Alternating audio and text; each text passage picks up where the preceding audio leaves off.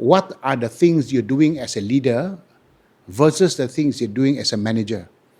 But when you're going to do the relationship as a leader, you're going to disappoint people at the rate they will understand and allow you to do it. And they will never clap hands. That group of people, when they give you the comments that are tough and can be quite negative in it, actually you should consider that a badge of honor.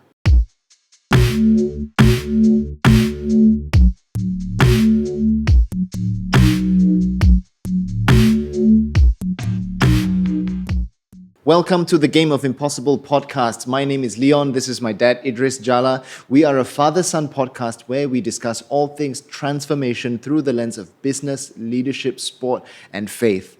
We are in our 8-part series currently looking at the PEMANDU Big Fast Results, 8 Steps of Transformation. So far, just a quick rundown of all of the topics discovered over the last few episodes. First, we talked about workshops, the importance of setting a strategic workshop, and out of that, setting what your true north of your organization, of your team is. From there, we then talked about how to run labs, to develop detailed action plans to arrive at the true north. From there, we then talked about open days, and then after that, how to document all of your plans in a roadmap for all to see. We then talked about how to then set key performance indicators and systems to monitor those things to ensure that our teams are able to deliver on those. Then we went into talking about the importance of implementation to make sure that those things are implemented well and that we have the structures in place to not only implement rigorously, but also to then monitor and also problem solve well. Which then brings us to the penultimate step, which is on external validation, the importance of audits. I like this quote from Socrates. He says, "The unexamined life is not worth living." And if we were to take then a biblical perspective, Proverbs 27 verse 17 says, "As iron sharpens iron, so one person sharpens another." I think that is the key thinking behind why we think that external validation is so important. In fact, I think a lot of people, it's also good that we do this episode because I think, a lot of people might suggest of PEMANDU associates, but even of perhaps other consultants, it's very easy for people to assume that the job of the consultant is to massage numbers. Which we have talked about before. What is your take on that, Dad? Yeah, the first thing to say is that why do you need a validation process? And that's simply because when you announce results, people must know that your results that you announce, they're real. And you will not be accused of massaging numbers. If you do report out numbers on your own, and then of course they will say, the shock scenery, you are now putting those numbers. So that's why it's very important. So that's one reason. What does shock scenery mean to our international viewers? International viewers, it means self-gratification. That means you are shouting out loudly on the top of your voice about how good you are. Chest thumping. But then that's making yourself so happy about what you have been accomplished when it's not real. So that's one reason why you do it. That means the external validation give legitimacy to the numbers, and those numbers, that the results are real. That's one. Another very, very important reason for doing the validation at the end of the year is that throughout the whole process, the whole year, 365 days, the implementers in the organization, they cannot come out there and massage numbers. Because every week we have a dashboard. And they've been massaging the numbers. During the external validation at the end of the year, you will be found out. And so because they know that, throughout the year, there's routine for people to put real numbers there because they will be found out at the end of the year. And this is very important. And very few people know the reason why the validation is such an important component, because it makes sure the discipline is out there throughout the period, the whole year. The routine of putting proper numbers with facts and figures are there. People don't cheat. Now that's very, very important for me. That's why the validation process is key. If you then go underneath that, what tends to be a problem with poor performing organization is this thing called trust deficit. Trust deficit is an underlying problem for poor performing organization. That means the troops in the organization, the staff, have very little confidence and trust in management. When management come with numbers, they don't believe it. And so a lot of trust deficits need to be come out. In government, that's the same thing too. In government, more so perhaps in government. When government announce results, there's tremendous trust deficit. People don't believe results. They think the numbers are massaged by them. Those numbers are bogus. They say their own numbers. So, but when you subject it to an external validation, that gives it a lot more credibility, because over time, you then realize when you start doing that, you begin to gain an improvement in the trust. You reduce the deficit. You become more and more positive. When you build trust in the organization, then you find people working together. Top management, middle managers, and junior staff, they're all coming together because they then see we're working together as a team. So that's the second reason why it is very, very important. Both reasons are valid.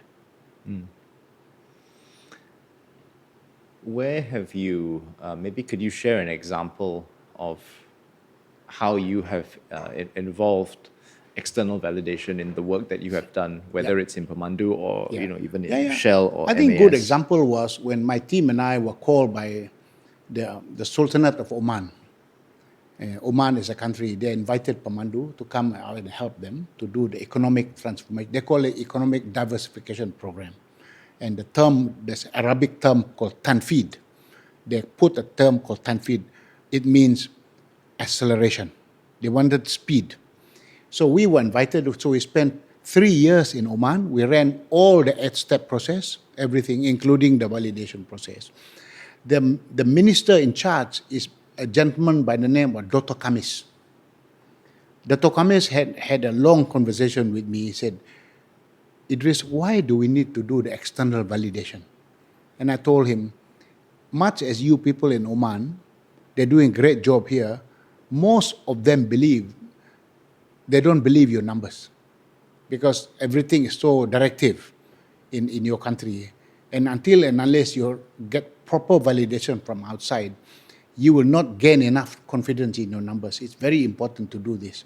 And I told him the second reason is so that the implementers come with a routine of putting proper numbers throughout the year. So he agreed, let's do that. So we did full validation. The interesting thing is this. When they started to do, the oil price was very low. Because when oil price is very low, as an economy, government revenue was very much tied to high oil price. And so within a period of 4 years since the implementation, they were really able to increase non-oil revenue because of the diversification process. For me, the most important part of the validation was the independent report by IMF on Oman. So IMF came to Oman, they did a full study of the work of Tanfid, and they wrote in their chapter very clear the fact that the work that was done under Tanfid in Oman had delivered the outcomes as per plan, very impressive outcome. At the same time, they were able to cite the numbers because the numbers were externally validated. And I think PwC validated the numbers. And so therefore, there a lot more confidence in bodies such as IMF about the work they were doing. So it was a thumbs up and for Oman. That's fantastic. So that validation is a fantastic validation process.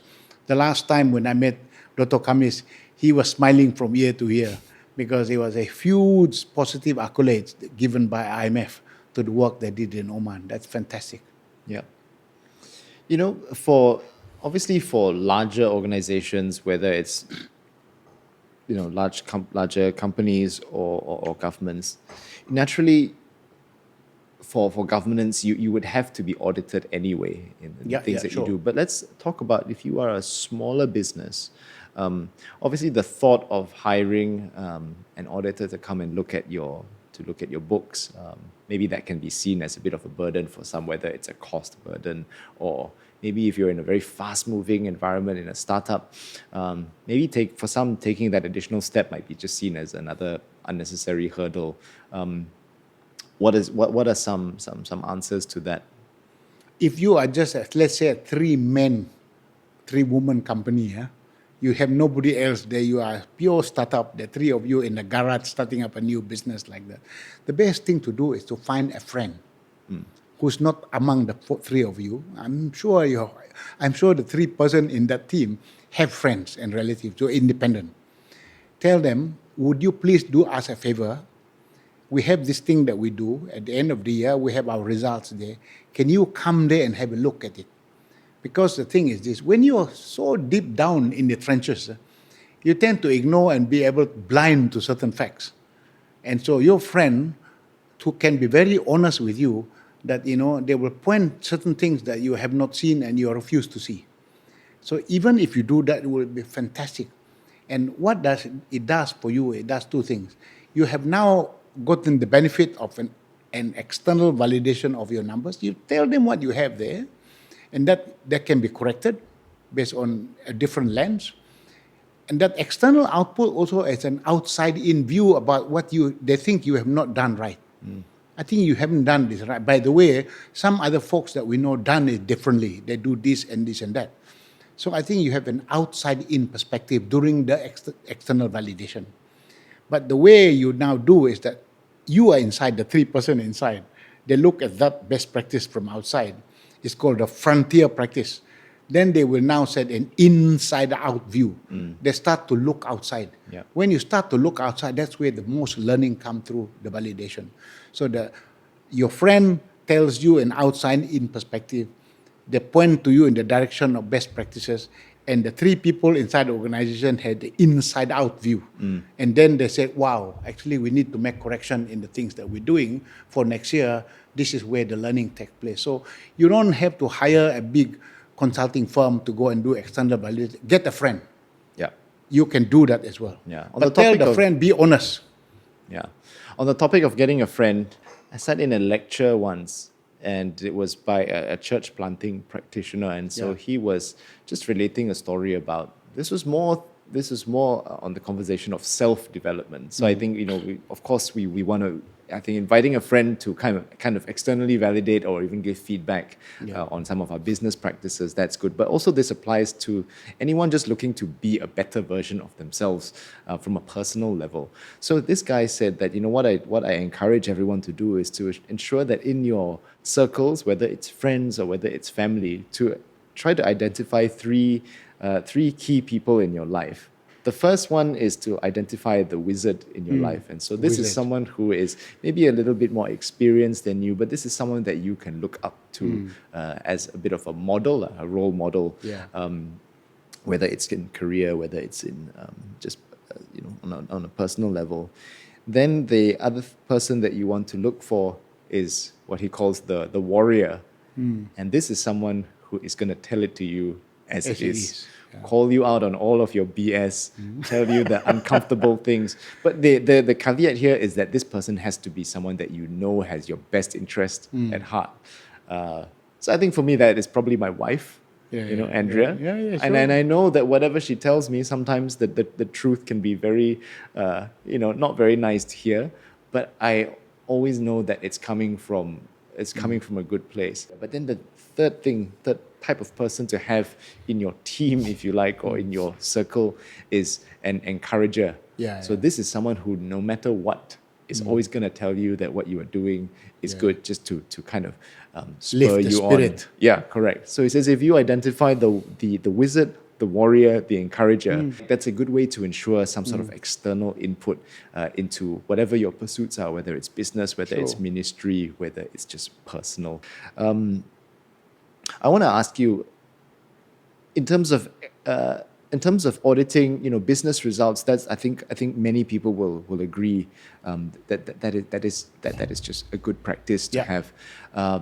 Let's now look at it from the standpoint of performance reviews. Maybe this is something that can be a bit more relatable to people at different levels who are viewing and listening to this podcast.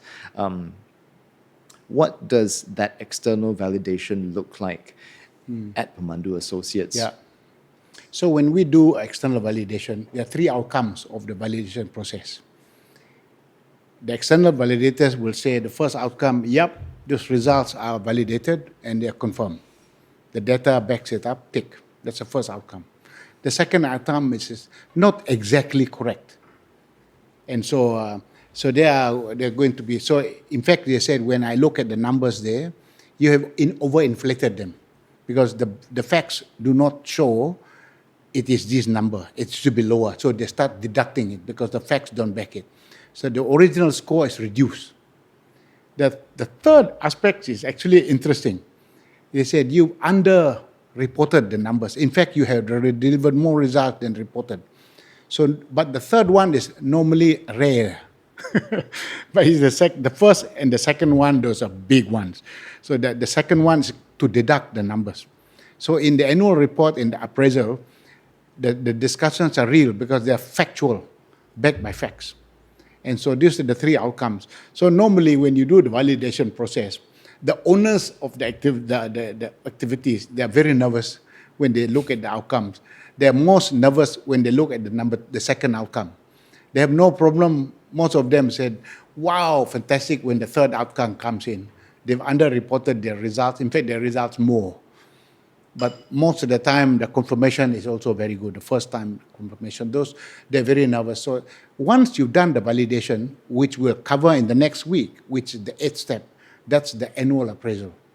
Because we believe in PEMANDU, do not begin the annual appraisal until the data is verified, until the results are validated. Because when you don't do that, you are going out there and do a fake evaluation, an appraisal on the basis that the numbers aren't real. So we believe that in PEMANDU, the validation process must precede the appraisal. The appraisal need to come back so that people come then talk very factually about it, so that the conversation is like the second category you referred to, what you call the warrior. The warrior. The warrior. Because the numbers are real. The numbers don't lie.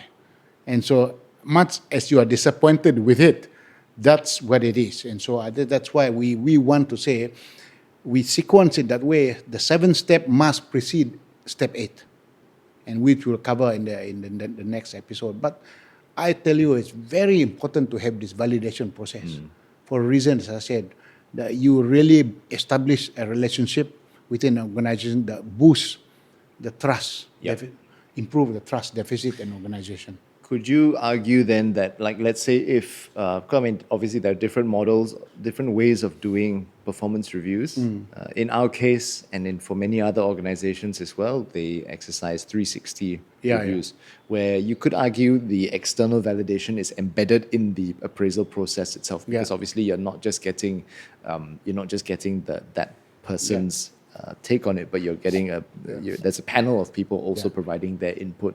But while we're talking about the topic of 360 feedback, do you think that it is more effective to have anonymous feedback, or do you think it's better for people to put their names in? I am more in favor of putting names. Because remember this, the biggest flaw of 360-degree feedback is that there have no facts there. There's pure opinion. A lot of people, when they do 360-degree feedback, you will very, very seldom find a report that says, I believe your 70% sales data is not correct because I have checked them and I found that instead of 70%, your sales numbers are actually only 30%. So I believe that 360-degree feedback should come with names so that people are very factual about it. And if you are putting up an opinion, you should be able to back it. If you say it about someone, I think you're not a very fair person, and I'm not think that you're not fair from my discussions with people. But if I put my name as the person that give it, and the guy can ask me, what are the facts that you have that give you the opinion that I'm not a fair person, that I can talk to that person. So I think when you disclose the name, there's an element of being able to back it if there are questions asked about it. So my problem with 360-degree feedback is 99% of what is given in 360-degree feedback are opinions. They're not normally covered with facts. We have a very interesting dog out there. Apologies for the dog. We actually have been trying to stop and start this, but I thought it might be better to just let you finish your point with the dog barking. Yeah, it's okay. He's it's okay. providing his external validation on the point as well. So 360-degree feedback, take it with a pinch of salt. Yeah. And to me, I'm a very factual guy. And I suggest people in organization, my own personal view, you may agree and disagree with me. When you do 360, please encourage people to put their names. Because to me, you must look at feedback as a blessing. I give you feedback, like the warrior example, it's a blessing. It comes from a good place, as you said before. And therefore, it's a gift. Yeah. Feedback is a gift. And therefore, the gifter should come out with the name of person, because they want to inquire more and get clarification, they know who to go to. And so when it's not like that, you tend to worry about the comments that are coming out there. Yeah. I have this thing that I call the windscreen phenomenon. What's that? Something that I kind of came up with. So I'm somebody who used to struggle with road rage. I would get very, very angry, and people would find it just so mind-boggling, because I think, people see me as a pretty calm and measured person.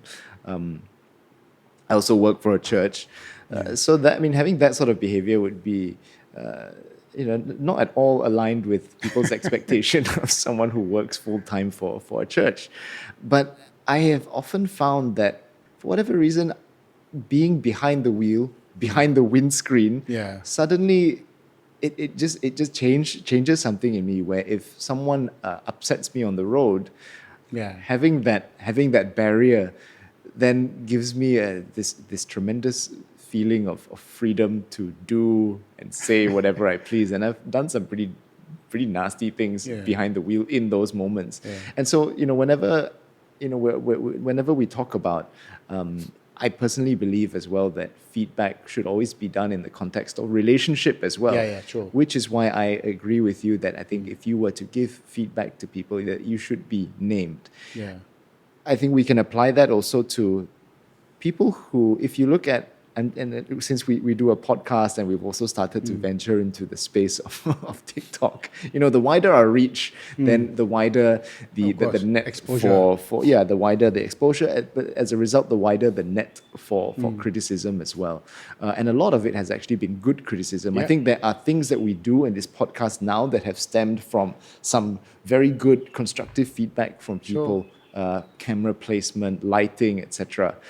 But it's interesting to note then that some of the comments that have the most kind of vitriol in them usually come from people who, if you look at their profiles, do not have a picture of themselves, or they have something very ambiguous, but they don't reveal their identities. There's no name, there's no real picture. That's right.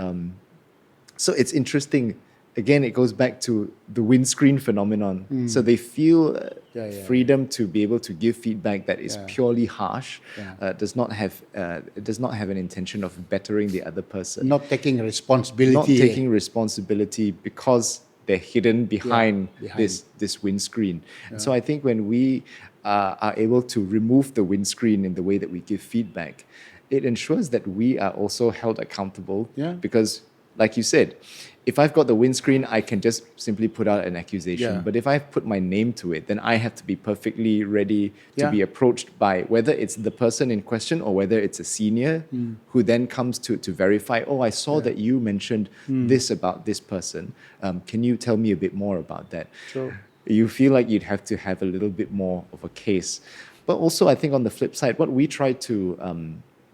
Another facet to this is in our ministry context, we also try to promote conversations with the people that we are giving feedback to. So some might argue maybe this is unrealistic to expect in a corporate environment, and that might be the case for some environments. But I'm just sharing from a church environment what we try to do, and I think we've been fairly successful in doing this, is that whenever we give feedback, whenever the name is involved, we try to ensure that there are structures in place to allow for individuals to then also feedback directly with one another as well, to follow up from whatever written feedback was given in the 360, to then also have a conversation about it, so that the relationship is not impaired as a result of that feedback? Because obviously we also have structures in place to ensure that the feedback given is factual. Right. But sometimes, even though you know feedback is factual, depending on your level of self-awareness, it can be difficult to take for some people. So encouraging kind of one-to-one discussions throughout the process. For us, we found that that has been helpful to alleviate any of those potential Sure. toxic issues that might come out of feedback. Since we talked about self-awareness, do you have any maybe practical tips on how you have been able to remain self-aware and also open to feedback or criticism from people? There are three types of approaches that you can do to make sure that you can take it in different ways. One is the type when you say, I have an open discussion with your team. You have an open discussion. That has its own good and bad as well. And when you have an open discussion, sometimes there are some of the things they will say openly, and some of the things reluctant to do it openly. So then you have one-to-one. The second one, a one-to-one discussion with individuals. The open discussion is in a forum, and the one-to-one is in the individual. And so this one-to-one individual, you get very different outcomes. Let's say from the same people, 10 people that report to you, you have an open discussion, you have one set of outcomes that come. They tend to converge to the things that is common to all of them. But when I meet all those people one by one, the varying strands of the things that are coming out there, the emotions associated with the points that come out there. So that's the second one. The third one is get people totally outside. That's nothing to do with it. So you tell them, this is what the outcome is from the overall discussion. This is what came out from the one-to-one. You have observed me from outside, and if you were in my shoes, what are the kind of other input that you might have a completely external view? If you have those three different perspectives that comes into it, then you will find that it really enhances your ability to absorb them. Because not only if the guy from outside says, yeah, that's quite common, I've seen that before. Normally, if you're an external coach, he would say, when you're doing this and this coming out from here, this coming out from there, they tend to be correct. Normally, if you just do a group discussion, there are many unspoken stuff inside there. Many of the unspoken stuff come through the one-to-one. But if you put them all together, the external person that comes out there, an external coach will tell you, I've seen this before. And if this was the case, these are the kind of pointers that you will have to do. But you have to invest time now. Notice that I've now said this, if you have 10 people, there's a lot of time. One-to-one with 10 people, many, many hours involved. So in leadership, if you do not spend time doing this, you never get reflection. Reflection is a very important part of wisdom, as I mentioned before. Experience and reflection gives you wisdom. And if you have experience but no reflection, it'll never give wisdom. So if you want to grow in leadership, you really have to find time to allow for tremendous reflection. That's why, to your point, self-awareness. It's very difficult to be self-awareness by yourself unless you are prepared to engage others and get the views. And when you want to get the views, be prepared to be disappointed with certain things, certain comments that they make. But it's also very important in leadership to know what are the things you're doing as a leader versus the things you're doing as a manager. But when you're going to do the relationship as a leader, you're going to disappoint people at the rate they will understand and allow you to do it. And they will never clap hands. That group of people, when they give you the comments that are tough and can be quite negative in it, actually you should consider that a badge of honor. Because it's exactly the response you want to get out from them. Do not see that as this now is a weakness, so I should stop doing this. But in leadership, you must continue to do that. That's not the role of a manager. The role of managers manage people to do an activity. But leadership is to bring people to a new destination, moving them out from their comfort zone. And that will be uncomfortable. Comments coming out from 360-degree feedback, comments that are unsolicited, that can sound negative, but if you realize that they come from a point, they were associated with the measures of change that you're introducing there, that's actually a badge of honor.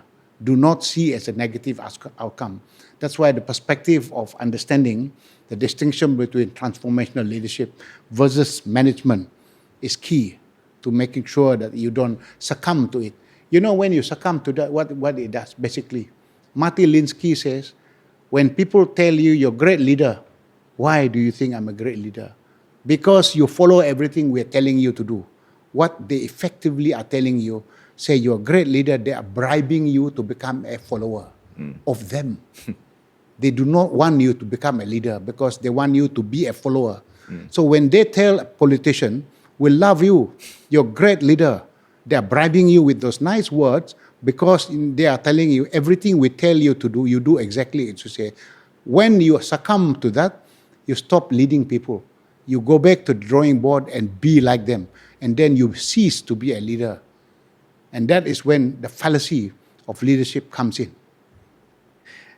Dad, to close off this episode, I'm curious, on a personal level, can you maybe share 2 pieces of external validation that you have received that maybe looking back you would think are actually quite life-changing and went on to set the rest of your life trajectory? And the reason why I say 2 is, can you share 1 piece of very positive affirmation or validation from someone or another body, and then 1 piece of maybe more constructive and hard-hitting external validation? Let me begin with the negative first. The negative thing was when I was appointed Managing Director and Chairman of Shell Sri Lanka.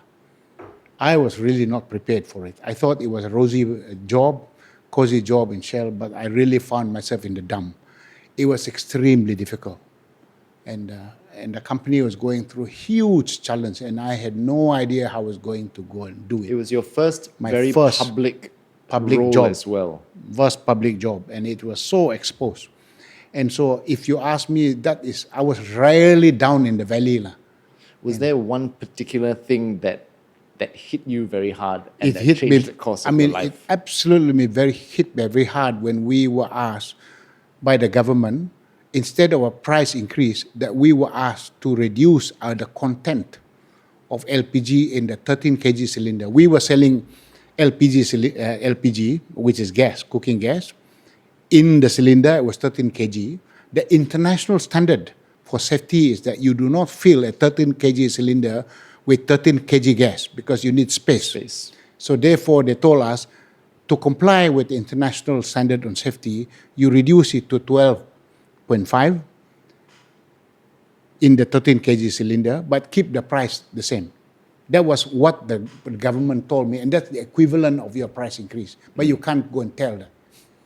And I went out there and did exactly what the government, and I was crucified because someone blew the whistle. And that's how they wrote articles about me in the newspaper, the lie within Shell.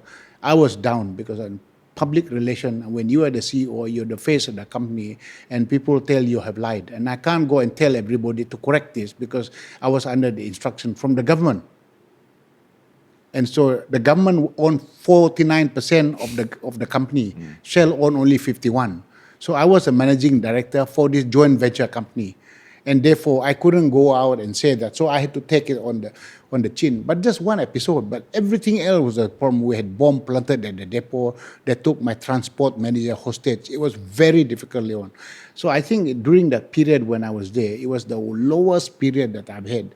Everybody that I see in the center, when I talk to the people in Shell headquarters, they shun and look down on the work that we were doing there. And so the criticism of the company was a criticism of me because I'm the top dog there, and if you're failing there, you are really ultimately responsible. So when I came out from there, and the big boss Paul Skinner gave me a job, it's a promotion to go to London, and I remember him calling me to his office. He said, "Idris, day one, come and see me." And this is what he told me: "Idris, we had to take you out from Sri Lanka. You're doing so many difficult and challenging stuff. We had to take you out before you kill yourself." I was doing very risky stuff, and without knowing how it would end up. But I was right in the trenches doing so many things. But the positive things was I was leading a team in London. I was a vice president for business development consultancy. Before you go there, it's worth noting that in your time in Yeah. Shell Sri Lanka, that was actually a success. It was a story. success. Yeah. We turned around the company. In case it sounds Yeah. like you were pulled up because you had failed in No. that endeavor. We did a big success. Yeah, just give us some quick highlights on what were the key outcomes that in terms of, because that was also the starting point for you going into your calling of being the turnaround guy. Sure. We lost money for many, many years when the government ran it, and when Shell ran the company, also lost money. Maybe 25 years of steady losses. So when I was there, we turned around, made record profits year on year. So it was fantastic. Everybody loved us. It was a big deal. I was elevated into the media, and all sorts of positive things, accolades came about. And that's how I got promoted to do the big job in London. So in London, I was given the job of Vice President for Business Development Consultancy. I had a team of 50 people, very, very bright people in my team, that every problem we had in downstream Shell, and if there was a problem, they hired people from my team, like a SWAT team. Can you explain upstream and downstream for those unfamiliar with oil Upstream and is gas? the way we explore and find oil and gas from the ground, and we sell crude oil and gas. Downstream is where we refine the oil and the gas, and we refine them. That's where we refinery, and we sell them at petrol station. For a simple way to do it. Downstream, when you market and sell the product. Upstream, where you find the oil and gas. That's the distinction. So all the companies we were running, I had two jobs. One, Vice President of Business Development Consultancy. I also was the Vice President for Retail Development. So petrol station, anything to do with petrol station, I really was the guy there. About 100 countries in Shell Group. It was at that time that I was positively encouraged because a lot of the big bosses were very happy about what I was doing. It was a very positive encouragement for them, and they were giving me so much positive about my leadership approach. And that was a time I found that I was versatile. And we go to a different country. We were Argentina, we were in Brazil, we even were in France, in Australia, in Philippines. My team was doing that, South Africa, and we were making a lot of changes. And then I began to realize then all the positive feedback, the commendation. So that period I was in London, it was 4 years in London. It was a period of affirmation. The period in Sri Lanka was a period I was down in the dumps. I was criticized and I was so many things, but I came out from it. But that period in Sri Lanka, in London, was also a period for reflection, because that was the time I could look at our experience in Brazil, in Argentina, in Manila, in Philippines, in Malaysia, in South Africa, and other places, 100 countries. I could put the patterns of what was working and not working. And then I realized these common patterns of what work and what don't work. That's how I then cobbled this whole concept of the 6 secrets of transformational leadership in the 4 years I was in London. At the same time, the 8-step big fast result methodology, because I was able to then look at the experiences that I've had in all the 23 years I had in Shell, plus the 100 countries that we were doing SWAT individual. Then I realized what worked and what don't work. It was the affirmative actions. When we were doing it, we see the results coming in from the work. Then I realized these things work from a personal standpoint. And then I really realized that learning is a very important part of leadership. And if you don't learn, you stagnate. If you stagnate, you'll never achieve your full potential in leadership. What can we look forward to in next week's episode? I believe next week is the final step in the 8-step methodology. Next week we'll talk about appraisal. That is when we look at performance appraisal of the organization, of the people in the organization. That's when we will examine what can you learn from the failures, how can you then improve the game next year, the following years. This is what we will go be learning through, how we can reward the people that are delivering. What can you do, corrective action that can be done with those failing as well. So next week is a very important episode because it's the final chapter, if you like, of the 8-step big fast result methodology. And by no means is that the final chapter of this podcast. Yeah.